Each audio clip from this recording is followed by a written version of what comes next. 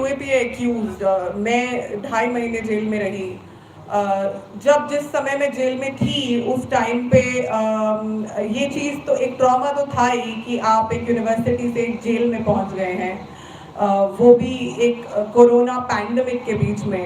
पर उस वक्त जो मेरे आसपास के हालात थे उन्होंने मुझे ज़्यादा डिस्टर्ब किया।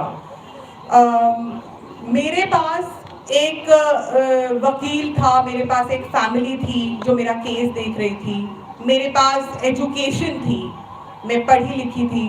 बट जब मैं जेल में बाकी सब लोगों को देखा तो इतने सारे लोग जो सिर्फ वहाँ पर इसलिए थे क्योंकि उनके पास एक अच्छा वकील नहीं था। और औरतों के केस में तो ज़्यादातर ये होता है कि फैमिली भी उनको छोड़ दिया करती है इनकार्सरेशन के बाद, तो उनके पास पैसा नहीं है लीगल केस लड़ने के लिए, शायद वो ज़्यादा एजुकेटेड नहीं है, और सबसे अहम बात कि वो पिछड़े वर्गों से हैं। They are from the depressed caste and from lower class backgrounds and they are minorities, Muslims, Adivasis, and people like us. I mean, I consider myself more privileged. But हमारे ही जैसे लोग जो अंडर प्रिविलेज्ड हैं, marginalised हैं, वो वहाँ पे ज़्यादा तादाद में थे। उसी समय मैंने ये बात ज़रूर सोची कि जब हम लोग प्रोटेस्ट कर रहे थे उस टाइम पे there was a lot of news कि इतने लोग यहाँ से अरेस्ट हो रहे हैं, इतनी एफआईआर वहाँ पे अरेस्ट हुई है। बट जब तक ना आप पे खुद बीतती है, आई थिंक आप अच्छे से नहीं समझ पाते हो। As a society we lack empathy. It is only when जब वो चीज़ हम खुद उस चीज़ से गुजरते हैं तब हम समझ पाते हैं कि ये कितनी ज़्यादा सीरियस है और उसके मुकाबले इस पे बातचीत कितनी कम हो रही है। तो जेल से आने के बाद मेरे एफर्ट्स यही रहे हैं कि जो इंडिया का जो इनकार्सरेशन सिस्टम है, प्रिजन सिस्टम है, जिस तरह के हम लॉज का इम्प्लीमेंटेशन होता है, पुलिस ब्रुटैलिटी है, पुलिस एट्रॉसिटी है, मैं उसके बारे में ज़्यादा से ज़्यादा कोशिश करूँ। इसी सोच के तहत उसमें आप कह सकते हैं एक एफर्ट है इस रिपोर्ट को प्रिपेयर करने में, वही एक एफर्ट इस रिपोर्ट को प्रिपेयर करने में है। अब coming to the report, most important part जो कि काफ़ी बातचीत हो चुकी है, इससे पहले भी यूपी पे कई रिपोर्ट्स आ चुकी हैं।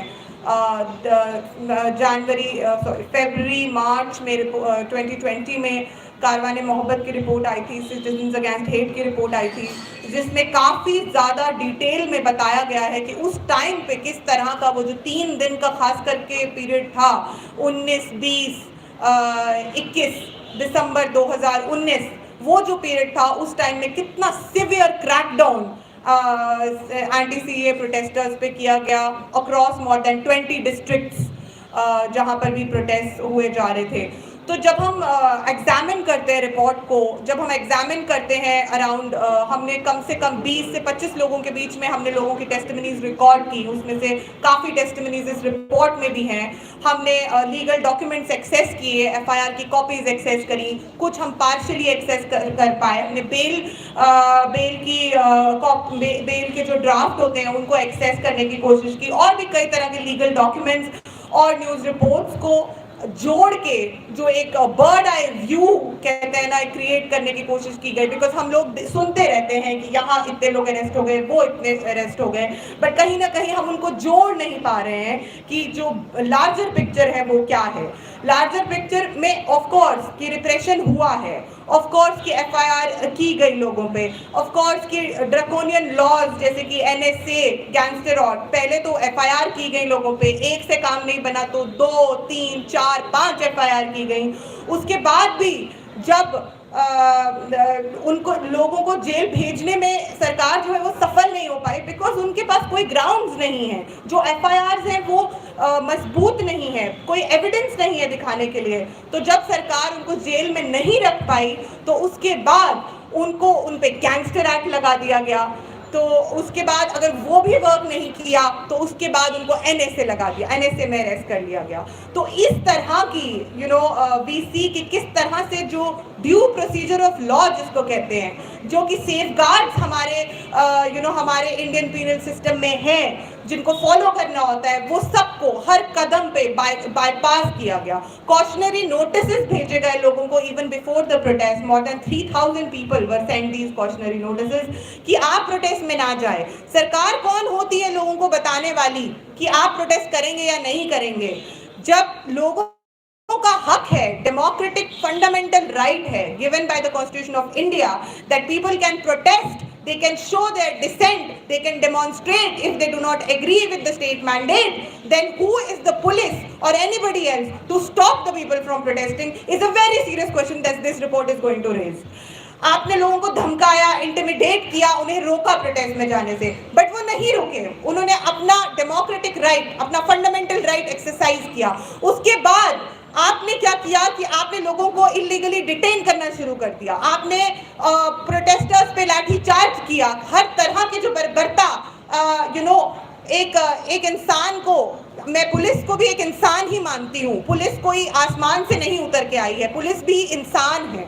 Police, I feel, in this country is, as per the reports and the testimonies of people which are there in this report, I feel that the police has acted in a very communally, charged manner to repress the protests against, the protesters। जो भी brutality किया गया है, जिस तरह के communal remarks लोगों को मारते हुए यूज किए गए हैं, मैं वो बोलना नहीं चाहूंगी because they are very triggering, but हमने कोशिश की है कि वो हम अपनी रिपोर्ट में लिख दें। वो सब कुछ डॉक्यूमेंट करना जरूरी है ताकि आगे आने वाली जो जनरेशंस हैं उनके लिए जो ये ऐसी बहुत सारी रिपोर्ट्स जो बन गई हैं वो उसी से इंशाल्लाह हिस्ट्री लिखी जाएगी। So that is why it is important कि हम एक बार नहीं 100 बार बोलें और हम एक बार नहीं 10 बार लिखें, बार बार लिखते रहें जब तक ना जो ये जो असलियत है ये पूरी तरीके से डॉक्यूमेंट ना हो पाए, तब तक हम इस चीज़ को बोलते रहें। उसके बाद जब लोगों पे पुलिस ने अटैक कर दिया, लोगों को उसके बाद डिटेन करना शुरू कर दिया, उसके बाद भी we see that the police has gone ahead. There are reports of police ransacking people's homes. लोगों के घर में घुस के वैंडलाइज किया गया, रैंसैक किया गया। ये अगर एलिगेशंस हैं और अगर आप कहते हैं कि आपने ऐसा कुछ नहीं किया, तो आप क्यों नहीं उसको इन्वेस्टिगेट करते? सबसे बड़ा जो इसमें प्रॉब्लमैटिक चीज़ यही है कि जिन लोगों ने ये एक्सेसेस किए हैं उनसे हम कैसे एक्सपेक्ट करें कि वो इन एक्सेसेस को इन्वेस्टिगेट करेंगे? तो ये जो इसमें कॉन्ट्रडिक्शन है, that is for everybody to see. But आज के डेट में भी there are petitions, 8 SITs were set up which were supposed to investigate into these allegations, but आज तक not even leave alone some progress in the investigation, आज तक एक FIR file नहीं हो पाई है, एक कंप्लेंट एडमिट नहीं हो पाई है कि FIR हो सके उस पे। तो ये जो चीज़ है, it makes the citizens lose faith in the democratic institutions of the country. और ये बात हमको समझनी पड़ेगी कि जो डेमोक्रेटिक इंस्टीट्यूशंस हैं हमारे देश के, उनको हम लोगों का जो विश्वास है वो वापस जीतने की जरूरत है। नौबत इस बात पे आ चुकी है, ये बात हमको माननी पड़ेगी। ये रिपोर्ट वो चीज़ आपको दिखाएगी अगर आप इसको पढ़ेंगे तो। उसके बाद जब हम बात करते हैं रिप्रेशन के बाद, जब लोगों के घर भी वैंडलाइज हो जाते हैं, उसके बाद लोगों की अरेस्ट शुरू होते हैं। और जो एज पर पुलिस स्टेटमेंट्स, जो इनिशियल स्टेटमेंट्स थे, जैसे 26 दिसंबर का एक स्टेटमेंट था जिसके हिसाब से कुछ 320 के करीब FIRs हुई हैं और कुछ लोग डिटेन हुए हैं। उसके बाद ये जो नंबर होता है ये रिवाइज हो जाता है, 343 हो जाता है। We have estimated that about 350 FIRs have taken place. And एक जगह से unnamed FIRs against people randomly, as we call omnibus FIRs have been filed. Kanpur में आप देखेंगे 21,500 FIR, 500 लोगों को unnamed लोगों के अगेंस्ट FIR की गई। बल्क में FIRs फाइल की गई लोगों के लिए। ऐसा क्यों किया जाता है ये हमें समझना बहुत ज़रूरी है। ऐसा इसलिए किया जाता है ताकि हमेशा के लिए ये एक स्कोप बन जाए कि उन लोगों को आइडेंटिफाई करके, जो भी लोगों से आप एग्री नहीं करते, जो भी लोग आपके they can speak against you basically, उन लोगों को आप forever, for a very long time आप उनको name कर सकते हैं in all of these FIRs.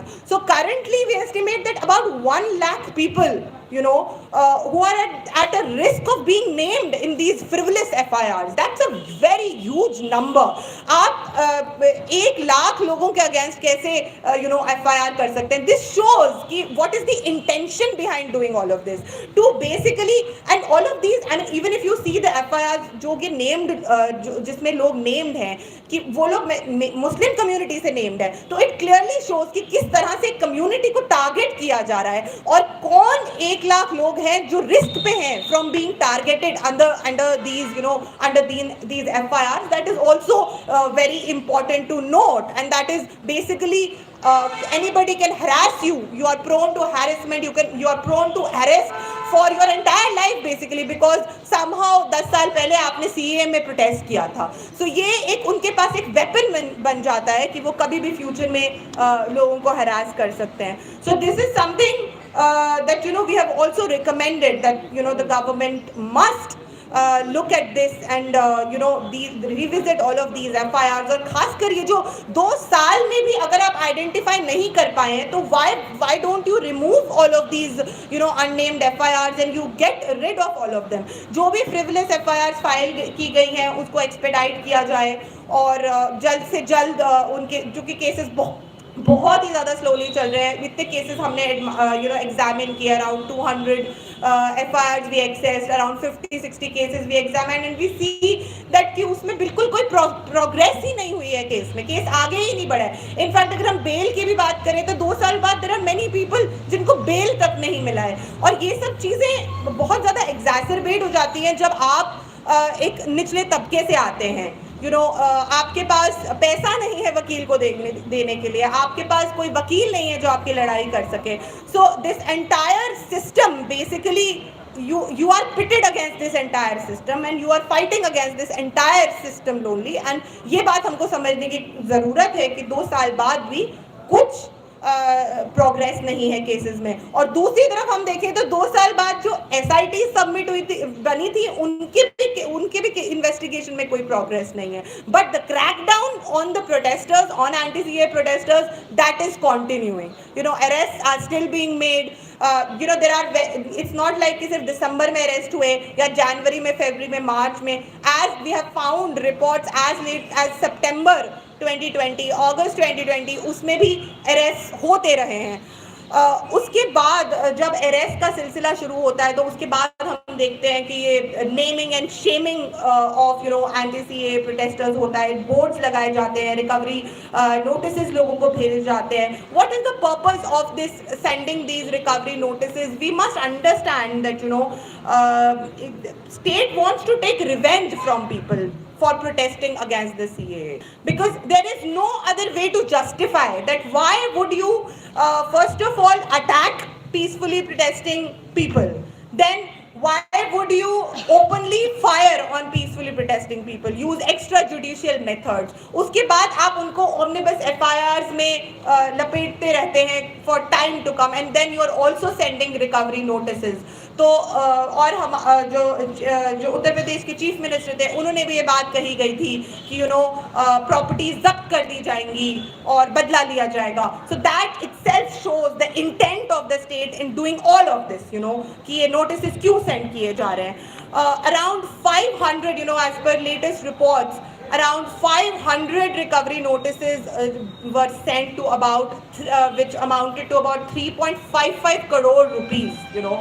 But बहुत सारे लोग जो हैं ये amount pay भी कर चुके हैं because you know they did not have the means to afford a legal battle. A lot of them have also paid this amount, but many people have been fighting legal battles. बोला जाता है कि तुम्हें criminal हो और तुम लोग को पे करना पड़ेगा और तुम लोग पे करो, दे आर इंटिमिडेटेड, वरना हम तुमको अरेस्ट कर लेंगे, तुम्हारी प्रॉपर्टी जब्त कर लेंगे. ये सिलसिला 2 साल तक चलता रहा और अभी 3-4 दिन पहले सुप्रीम कोर्ट ये कहता है कि ये जो नोटिस हैं these were sent in arbitrary and illegal manner and they must be, you know, the state must revisit it's decision. I strongly feel that, you know, after 2 years this is seriously not going to reverse जो भी harassment इन लोगों ने इतने 2 साल तक जो किया है, nevertheless, it is a good it is a good intervention by the Supreme Court, and we hope that this thing of exacting revenge from protesters by way of recovery notices, it should come to an end right now, because दो tribunal setup की गई थी उत्तर प्रदेश में इसके related, and अभी तक उसमें भी कोई इन्वेस्टिगेशन नहीं हुआ है. वी डोंट नो कि what those tribunals are up to, and there is no news about it. So the state must also come clean on that. Most importantly, हम ये बात कर रहे हैं कि हम लोगों को क्यों ये बार बार एफर्ट करना पड़ रहा है कि we have to collect this data. It is not the responsibility of citizens to collect this data. It is the responsibility of the government कि वो हमें बताए कि उसने किस तरह से एक्शन लिया, कितने एफआईआर रजिस्टर की गए, कितने लोगों को डिटेन किया गया, कितने लोगों को अरेस्ट किया गया, कितने लोग बेल पे हैं, कितने अननेम्ड एफआईआर हैं. डिस्ट्रिक्ट वाइज जो डेटा है वो आज तक स्टेट ने रिलीज नहीं किया है. What is the investigation status, क्या है, एक स्टेटस रिपोर्ट तक फाइल नहीं की गई है. जब एक सरकार है वो अकाउंटेबल है लोगों को, तो वो अकाउंटेबिलिटी क्यों नहीं दे रही है? Why all of this information is being hidden? इसको छुपाने का क्या मकसद है? क्यों ये इंफॉर्मेशन पब्लिक डोमेन में अवेलेबल नहीं कराई जा रही है? ये एक अहम सवाल है जो हमें सरकार से पूछने की जरूरत है. Finally I have to say this, and that is also one of our very very main demands कि 2 साल हो गए हैं संघर्ष जो है एंटी सीए प्रोटेस्टर्स का, वो आज भी जारी है. पहले सड़कों पे था, आज कोर्टों में है. आज हम लोग harassment, mental trauma, mental torture, loss, एक तरह से जो हमारी स्ट्रगल को मिटा देने की जो लड़ाई है, जो एक रिमेम्बरेंस की लड़ाई है, याद रखने की लड़ाई है, याद दिलाने की लड़ाई है, वो हम लड़ ही जा रहे हैं. और कोर्ट केसेस तो हम लड़ ही रहे हैं काफ़ी साल से. इसको ये अब लड़ाई कितने साल चलेगी वो मैं नहीं जानती, बट स्टेट को जो ये लोगों का मैंडेट है, which is the people's mandate, because इतना अहम स्ट्रगल चल रहा है 2 साल से, clearly the public does not want laws like the citizenship amendment act.